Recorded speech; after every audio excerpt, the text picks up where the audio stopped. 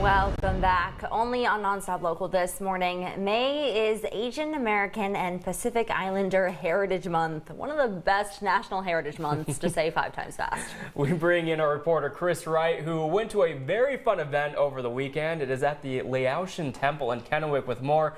Good morning, Chris.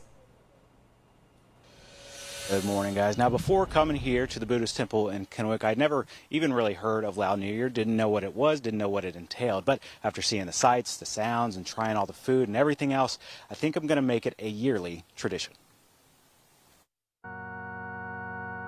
Lao New Year occurs annually in Laos. It happens in April. It's a set date from April 13 to 16, somewhere around there, and the country just shuts down. Here in the United States, it varies. As you can see, we're here in the month of May.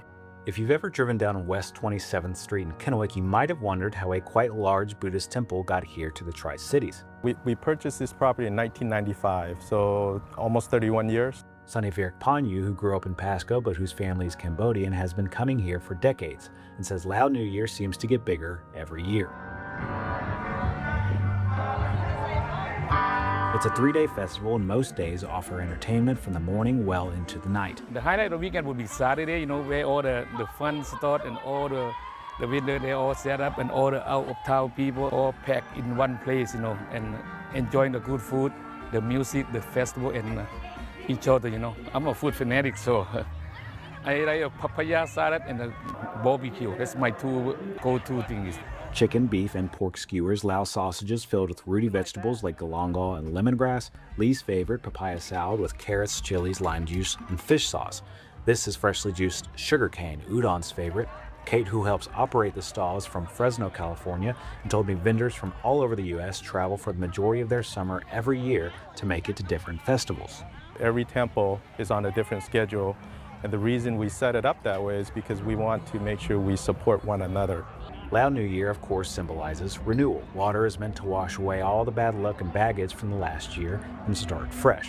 What we do every year is the older generations, we lightly sprinkle water on their hands or for a Buddhist monk or a statue as a symbol of respect and renewal for each year.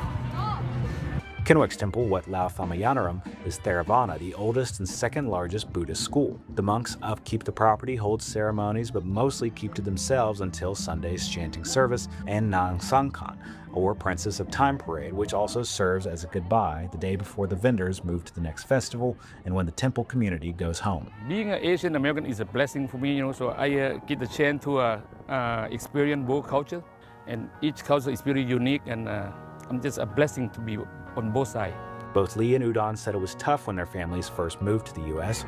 Udon wrote a book about his family's immigration from Laos and says his family had weeks, sometimes months, when they had $50 to live on. But for at least one weekend of the year, all the aunts, uncles, grandparents, and children of immigrants who somehow made their way to Central Washington get together to share their heritage as immigrants and all the delicious spoils of that heritage.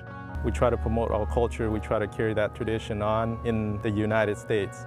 And so it's kind of blending and meshing it together.